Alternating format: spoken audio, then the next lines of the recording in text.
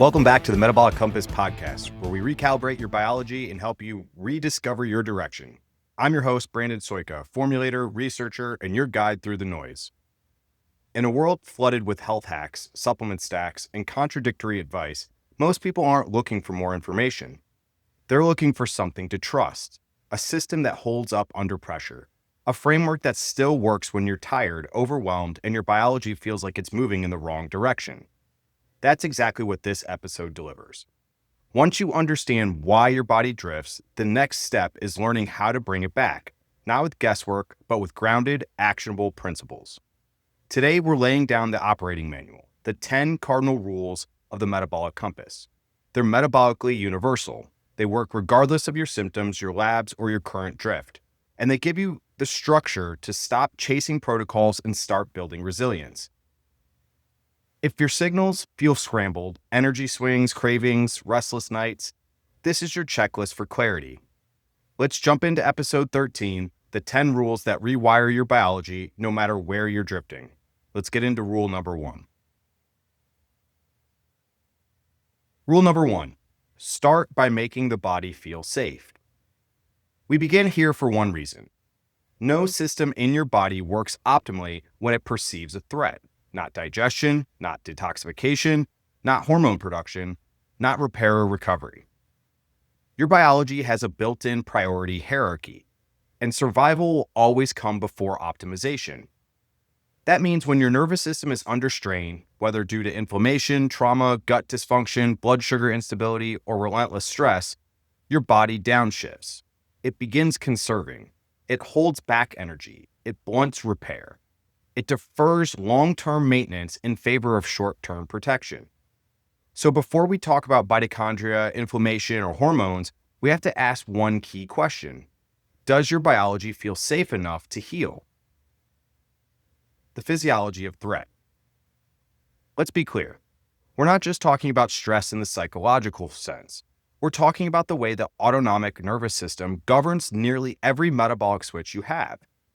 When your body perceives threat, even if it's subtle or chronic, it shifts into sympathetic dominance. Blood flow diverts away from the gut and towards the muscle. Cortisol and adrenaline increase, driving blood sugar and heart rate. Stomach acid and digestive enzyme production slow. Cellular energy is spent on vigilance, not regeneration. Inflammatory cytokines like IL-6 and TNF-alpha stay elevated. This doesn't just feel bad. It changes how your body uses energy, processes nutrients, communicates between systems, and recovers from damage. And the worst part? You can be stuck in this mode for years without even realizing it. So how this shows up in real life? You eat clean, but still feel bloated. Your workouts leave you depleted instead of energized. You crave carbs or caffeine for energy instead of food or sleep. You keep trying new protocols, but nothing seems to stick. This isn't a discipline issue, it's a biology under threat issue. And no amount of tracking macros, fasting longer, or adding supplements will override a system that doesn't feel safe. So how do we start signaling safety? You don't need to biohack your way into healing. You need to downshift your internal threat response. Here are 3 high-impact ways to begin. First, slow eating, fast results. Chewing thoroughly and eating slowly activates the vagus nerve, a critical component of the parasympathetic rest and digest state. This boosts digestive enzyme output, improves nutrient absorption, and lowers inflammation in the gut. Try this. Take 3 deep nasal breaths before your first bite. Chew each bite 20 to 30 times. Notice the shift. Second, nasal breathing for nervous system reset. Inhale for 4 seconds, exhale for 6. Repeat for 2 minutes. This simple breathing pattern activates the vagus nerve, drops cortisol, and improves heart rate variability, all of which signal to your body that it can shift out of defense mode. Third, gut stability equals safety signals. The gut is one of the largest contributors to perceived internal threat. When there's inflammation, dysbiosis, or food sensitivity reactions, your immune system stays on alert. Stabilize this with low reactive whole foods like sweet potatoes, squash, broth, whole cooked vegetables, low histamine foods if you're reactive, butyrate supporting fibers like inulin, acacia, partially hydrolyzed gargum, hydration with electrolytes to support mucosal integrity. Bottom line, you can't out-supplement a system stuck in threat. You can't outsmart a body that doesn't feel safe. But you can shift the conditions your biology is responding to. And safety isn't a feeling, it's a physiological state. In the next segment, we'll explore rule number 2, guard the gut-liver highway every day. Because when the gut and liver lose coordination, your entire metabolic system starts to fall out of rhythm. Your gut and liver are in constant conversation. What happens in one affects the other within minutes. And when the conversation breaks down, you get systemic symptoms that seem totally unrelated. Brain fog, hormonal imbalance, histamine reactions, fatigue after eating, even difficulty losing weight. But here's what most people miss. The gut-liver axis is the first place your immune system, metabolism, and detoxification intersect. And if you don't actively protect this highway, it becomes a traffic jam of inflammation, stress signals, and metabolic confusion. So what is the gut-liver axis? Anatomically, your gut and liver are connected by the portal vein, a direct expressway that delivers everything absorbed from your intestines straight to the liver. That includes nutrients, good things, bacterial byproducts like lipopolysaccharide or LPS, that's bad, food antigens and undigested proteins, could be good, could be bad, environmental toxins, it's neutral except until it's accumulated too much.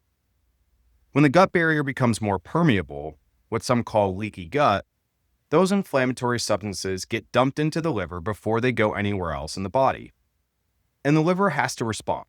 It ramps up detoxification pathways, both phase 1 and phase 2 enzymes. It increases immune surveillance. It slows down bile production when overloaded. It sends back inflammatory signals to the gut, tightening the cycle. This isn't just a digestive problem, it's a metabolic bottleneck. So how this breakdown shows up. When the gut-liver axis is under stress, you might notice sluggishness or fatigue after meals, feeling wired at night, tired in the morning, random skin flares, rashes, or itches, intolerance to alcohol, histamine, or high-fat meals, brain fog after eating, blood sugar roller coasters despite eating clean. These are not random symptoms. They're gut-liver distress signals. So how do we guard this gut-liver highway? Let's walk through 3 strategies that work across all compass domains. First, support bile flow daily. Bile is one of the most underrated metabolic regulators. It helps emulsify fats, detoxify waste, and maintains microbial balance in the small intestines. So what helps bile flow? Bitter foods like arugula, dandelion, artichoke, ginger. Adequate hydration and electrolytes. Choline-rich foods like eggs, liver, and sunflower lecithin. Moderate fat intake, not too low, but not extreme. Here's a pro tip. Ginger tea has been shown in preclinical research to help stimulate bile flow and digestion. Second, reinforce the gut barrier. You're not trying to close the gut. You're trying to regulate its permeability. You want tight junctions to function, flexible, responsive, and resilient. Support this with butyrate, producing fibers and/or butyrate supplements. Zinc carnosine, or L-glutamine, supports epithelial lining. Collagen-rich foods like bone broth and gelatin. Avoiding food stressors that are reactive for your body, even if they're healthy on paper. Third, filter what the liver receives. The liver isn't trying to be your hero, it just wants less trash to clean up.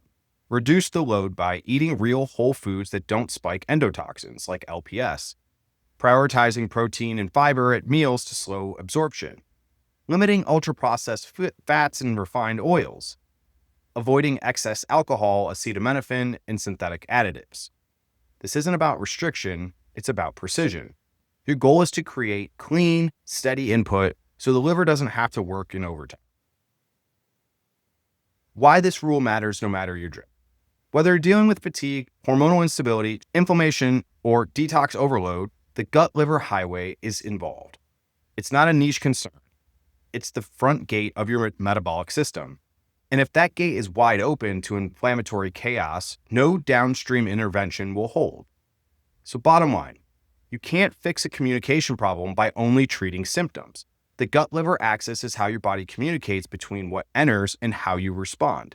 So protect that signal, feed it what it needs, and give your biology fewer reasons to feel under attack.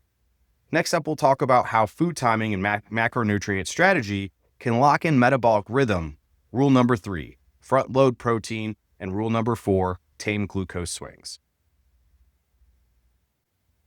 There's a reason these two rules come together, because while protein and glucose often get talked about separately, they control the same metabolic rhythms: your energy, your cravings, your brain clarity, your hormone stability, and it all starts within the first 90 minutes of your day. Why protein timing matters more than you think. Let's start with the data. A high-protein breakfast, specifically one containing at least 30 grams of protein, has been shown to improve glucose stability for the next 24 hours, reduce ghrelin, your hunger hormone, increase GLP-1 and peptide YY, your satiety hormones, flatten post-meal blood sugar spikes, and improve dopamine signaling and cognitive focus. So why first thing in the morning? Because overnight your body goes into a mild catabolic state. Cortisol begins to rise to wake you up, but that cortisol also starts mobilizing glucose and breaking down amino acids. If you don't refuel with enough protein and you delay that refuel with fasting or just coffee, your body stays in a breakdown mode longer than necessary. That's not biohacking, that's slow burn metabolic stress. What front-loading protein actually looks like. So here's a common misconception. I ate protein at lunch and dinner. Isn't that enough? But spacing matters. Protein needs are not evenly distributed across the day. Studies show that when the largest bolus of protein comes in the morning, not only is muscle protein synthesis higher, but your glucose tolerance improves throughout the entire day. So what does 30 grams of protein breakfast look like? It could be 3 whole eggs plus half a cup of egg whites and turkey sausage, a protein smoothie with a scoop of whey, Greek yogurt, and hemp hearts, tofu scramble with tempeh and greens, cottage cheese with chia, and a side of lean meat. Your goal isn't perfection, it's signaling. Protein first thing in the morning is a signal to stabilize your entire metabolic system. So rule number 4, tame the glucose swings. Glucose isn't the enemy. Instability is. The more your blood sugar spikes and crashes, the more your body has to work to bring it back into balance. Insulin surges, then fatigue and hunger rebound. Cortisol rises, poor sleep, mood swings, inflammation. Reactive hypoglycemia, the hangry cat crashes, anxiety, and cravings. This isn't just a food issue, it's a rhythm issue. So what steady glucose feels like? When your glucose is steady, you feel consistently alert, no mid-afternoon crash, satiated between meals, less reactive to stress, and more mentally clear and emotionally even.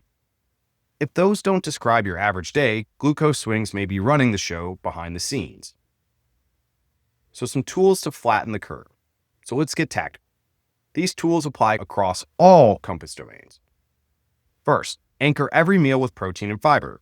This slows gastric emptying and reduces glucose spikes. Add fats or resistant starches to extend the effect. Prioritize movement after meals. A 10-minute walk after eating significantly reduces postprandial glucose levels. Even standing helps. 3. Try reverse carb ordering. Eat protein and vegetables first, then carbs last. Studies show this lowers the glucose response significantly. Avoid naked carbs. That apple or banana? Great. Just don't eat it solo. Pair it with nuts, yogurt, or jerky for metabolic balance. So how these rules apply to all the drift domains. In energy drift, protein and stable glucose anchor your mitochondria. In nurture drift, this reduces gut inflammation and microbial imbalances. In strengthen drift, it supports hormone production and resilience. And in withdrawal drift, it calms the nervous system and helps circadian alignment. You don't have to track every gram or wear a continuous glucose monitor to get results. You just need rhythm. Bottom line, start your day with protein, shape your meals to minimize glucose swings, and the result? More energy, more focus, and a biology that responds, not reacts. Up next is movement and rhythm, because no metabolic system stays healthy without rule number 5, move daily. And rule number 6, protect circadian rhythms. We've covered inputs like protein, glucose, gut-liver communication, and safety signaling. But if you want to stabilize your biology long-term, you need to engage with two most fundamental forces of regulation, movement and rhythm. So let's start with movement. Why movement isn't just for fat loss. Too many people reduce movement to a tool for burning calories. That's outdated thinking.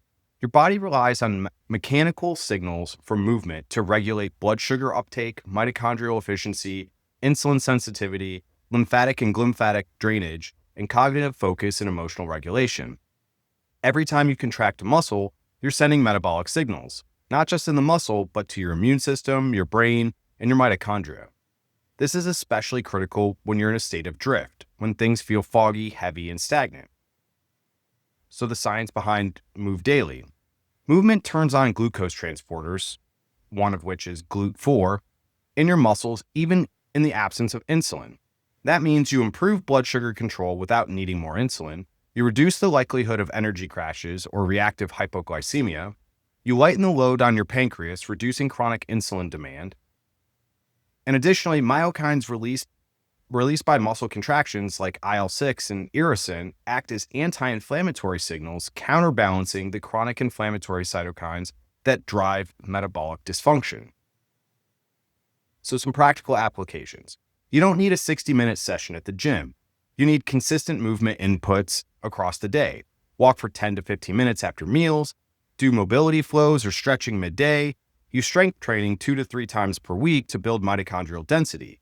Break up sitting every 30 to 45 minutes with squats, shoulder rolls, or shaking out tension. In any domain of drift, movement restores signal clarity. Rule number 6, protect circadian rhythms. Next, we talk about biological timing. Your circadian rhythm isn't just about sleep. It's a 24-hour genetic program that dictates when certain processes should happen, when to digest, when to detox, when to repair tissue, when to produce cortisol or melatonin, when your immune system should ramp up or cool down. The internal clock is influenced by light, temperature, food timing, and movement. So what happens when your clock drifts? Disrupted circadian rhythm has been linked to insulin resistance, fat gain, especially visceral fat, decreased hormone output like testosterone or thyroid hormones, mood instability and cognitive fog, increased cancer risk and neurodegeneration. This isn't a fringe concern, it's a core metabolic regulator. So some key circadian anchors. To reset your internal clock, you need to feed it the right cues. First, light. Get 5 to 10 minutes of natural sunlight within 30 minutes of waking. Avoid bright overhead lights after sunset, switch to dim, warm tone lighting. Eliminate blue light exposure 90 minutes before bed or use blue light blocking glasses. Second would be food. Anchor meals at consistent times. Avoid large meals close to bedtime, 3+ hours before sleep is ideal. Front load calories. Your body is most insulin sensitive early in the day. Third, temperature and sleep. Keep your bedroom cool at night, 60 to 67 degrees Fahrenheit. Build a wind down routine to cue melatonin release. Aim for consistent sleep and wake times, even on weekends. Why these two rules are non-negotiable. Whether you're dealing with nurture, energize, strengthen, or withdraw drift, movement and circadian rhythm are cross-cutting regulators. Movement is your body's signal that energy is needed and safe to produce. Circadian rhythm is the master clock that tells every system when to act. If these two are out of sync, no supplement, lab test, or protocol will fix the core instability. Coming up, in our next segment, we'll get into cellular protection and recovery. Rule number 7, clear cellular clutter, and rule number 8, make room for repair. Because once you've stabilized inputs and rhythm, it's time to reclaim internal capacity and stop wasting energy cleaning up damage that never gets cleared. Your cells are like tiny factories. They bring in nutrients, produce energy, and dispose of waste. But what happens when the waste piles up? What happens when your cellular janitorial system starts skipping shifts? You don't just get inflammation, you get miscommunication, you get metabolic slowdown, you get drift. So rule number 7, clear cellular clutter. This is about autophagy, your body's built-in recycling program. Autophagy breaks down old, damaged, or dysfunctional parts of the cell like mitochondria, misfolded proteins, or oxidized lipids. It's how your biology cleans house. But here's the issue. Autophagy doesn't run constantly. It's rhythm-based and condition-dependent. And in modern life, we interrupt it constantly with constant snacking, artificial light, stress, and overnutrition. So why does autophagy matter? When autophagy is suppressed, inflammatory debris accumulates. Mitochondria age without turnover. Senescent cells, or zombie cells, linger and spread damage. Your body loses its ability to reset during sleep or fasting. So in short, the cleanup crew goes on strike and your biology gets cluttered. That's one of the early signs of withdrawal drift. So how to re-engage autophagy? You don't need extreme fasting or complex stacks. You need intelligent signal modulation. First, time-restricted eating, allowing 12 to 16 hours between your last and first meal on some days of the week. This can initiate low-level autophagy, especially overnight when melatonin is high. 2. Polyphenol compounds. Certain plant compounds like quercetin, resveratrol, and EGCG can activate autophagy-related pathways like AMPK and SIRT1. 3. Exercise. Both endurance and resistance training stimulate autophagy in skeletal muscle and heart tissue. Think of it as a signal to repair what got stressed.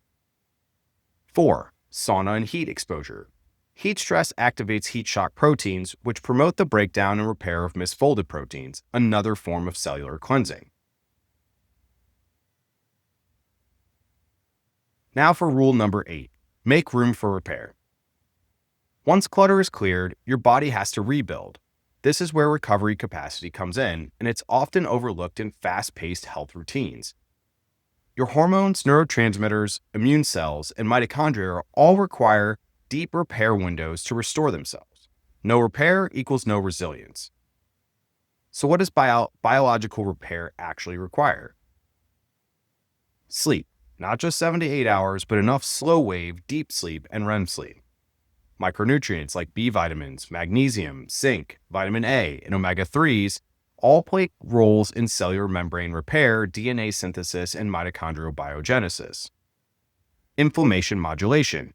You can't repair when inflammatory cytokines are high. Lowering IL-6, TNF-alpha, and CRP opens the door for recovery.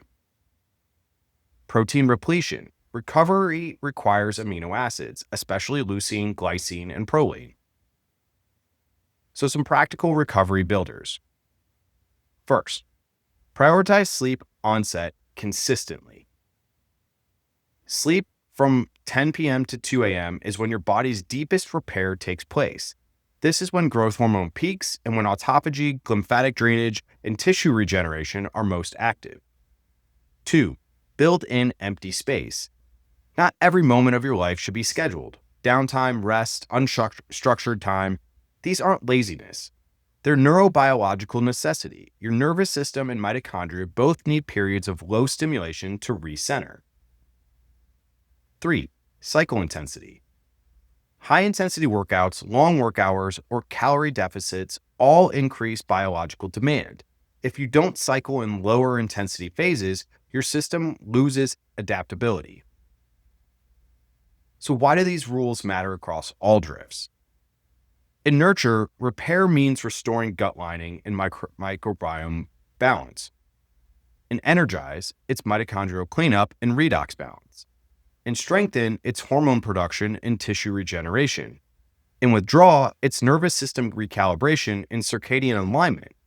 You can't rebuild on top of biological clutter. You have to clear the debt, and then you give your body the inputs it needs to repair itself. So bottom line, autophagy isn't just a trend. It's how your biology gets rid of waste and prepares for the next round of resilience. And repair isn't a passive process. It's active, targeted, and rhythm dependent. So in our next segment, we'll cover the final 2 rules because once you've created the right inputs, rhythm, and recovery, there's one last step. Rule number 9, build the biology you want. And rule number 10, test less, calibrate more. By now, you've probably noticed something. The most powerful changes don't come from extreme interventions. They come from consistent signaling. And that's what Rule 9 and Rule 10 are all about. These rules are less about short-term fixes and more about long-term identity shifts, about who you're becoming biologically and how you track your trajectory. So rule number 9, build the biology you want. Here's the truth most protocols don't talk about. You don't get the biology you hope for. You get the biology you signal for repeatedly. Just like lifting weights builds muscle, every metabolic process you want more of must be trained. That includes insulin sensitivity, mitochondrial density, stress resilience, hormone balance, inflammatory control, and neurotransmitter tone. These aren't fixed traits. They're responsive systems that adapt to the inputs they receive. Neuroplasticity isn't just for the brain. Let's break a myth. You're not just rewiring your mind, you're rewiring your cells. And each day you train stability versus chaos, presence versus reactivity, nourishment versus stimulation, and flexibility versus rigidity. You teach your biology what to prioritize. So how do you build the biology you want? 3 high-impact strategies. 1. Signal before you supplement. Don't rely on pills to override bad signals. Use nutrients and compounds in partnership with the lifestyle cues that your biology already understands: movement, light, rhythm, nourishment, and safety. 2. Stack for direction, not distraction. Every tool you use, supplement, habit, practice, should nudge you toward your target compass direction. Don't stack for stimulation if you're drifting in strength. Don't pile on hormetic stress if your biology is in threat mode. 3. Repeat the signal consistently. Biology doesn't change because of what you did once. It changes because of what you did again and again. You don't need complexity, you need clarity and commitment. Now for rule number 10. Test less, calibrate more. This one might feel controversial, but it's one of the most liberating principles we teach. Yes, testing can be valuable. Yes, labs can provide insight. But at some point, you have to stop outsourcing your feedback loop. So why overtesting leads to confusion? Here's what we've seen. People with stacks of labs but no direction. Constant chasing of marginal optimization without anchoring the basics. Test-based anxiety. What if this number is still off? Conflicting recommendations from different practitioners. The body isn't asking for perfection, it's asking for stability. And that means you need a system to track progress that's rooted in lived experience, not just lab metrics. So what it means to calibrate. To calibrate means to check alignment to see whether your biology is trending in the direction you want. You don't need a lab for that. You need a check-in ritual, awareness of signals, not symptoms, a compass that tells you which direction you're drifting and which levers to adjust. And that's why we built the drift quiz. That's why we teach the 4 compass directions. And that's why this podcast exists, to help you become the expert on your own biology. Biological feedback you can track without labs. So here are some examples. Energy distribution across the day, craving patterns, especially sugar, salt, or stimulation, sleep latency and depth, mood resilience after stress, recovery speed after workouts or illness, digestive responses to consistent food, and skin clarity, temperature regulation, and libido. These are real-time dashboards your body gives you. You just need a system to interpret them. So bottom line, Rule 9 reminds you to build the biology with intention, and Rule 10 reminds you to trust your calibration, not just your chemistry, because you don't need more data, you need more direction. In our closing segment, we'll tie it all together. We'll talk about what to do with these 10 rules, how to actually begin integrating them into your week, and how to know when your biology is starting to recalibrate. And we'll introduce a tool to help you put this into practice. We've just covered 10 of the most foundational principles that shape how your body works across every domain of drift. These aren't hacks, they're not gimmicks. They're the biological levers that drive adaptability, repair, and resilience. But here's the part that matters most. It's not about doing all 10 at once. It's about integrating them one signal at a time.